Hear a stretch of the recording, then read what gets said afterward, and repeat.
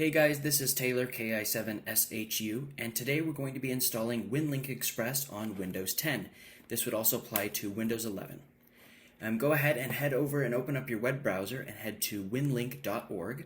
And once there, we're going to click on User Programs. This is where you can see some of the other programs that Winlink has listed on their website, but we're going to be clicking on Winlink Express for this demonstration.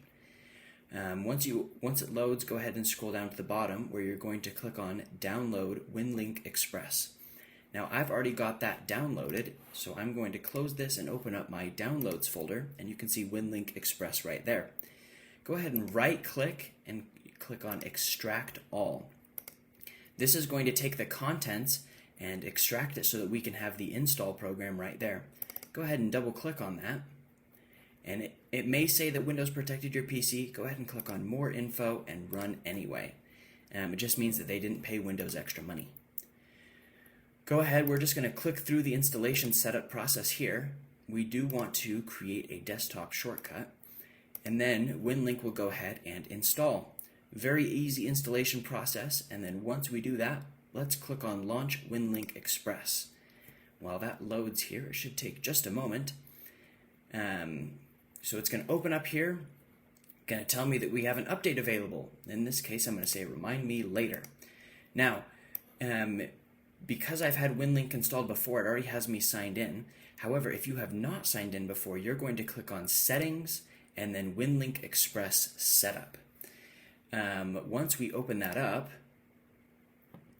it's going to show us, you're going to type in your call sign and then a password. If you've already set up Winlink before, then you will be using the password you've created. If you have not set up Winlink before, you're going to create a password.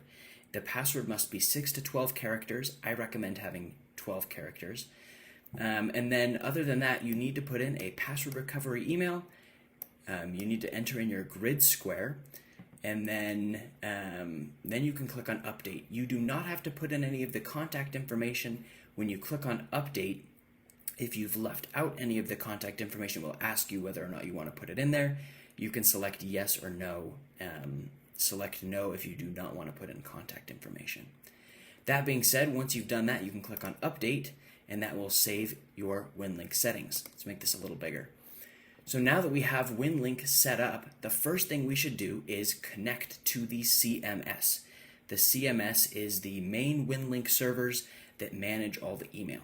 So there's two ways that you can send and receive, two main ways being the CMS method, where you're connecting to Winlink's servers, whether that's through Telnet or an RMS gateway, or remote message server gateway, or peer-to-peer. In this case, to get started, we're just going to use Telnet. Very basic, very simple, and anybody can do it.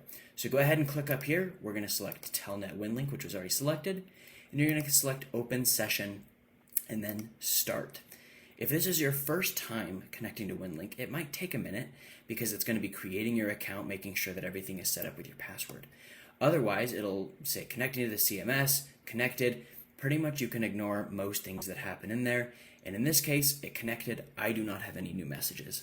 So from there, I can just click Exit, and I've completed my setup of Winlink. Now stay tuned to the next video, and we'll show you about sending messages and how to compose different messages and kind of the process of going through creating messages focusing on Telnet.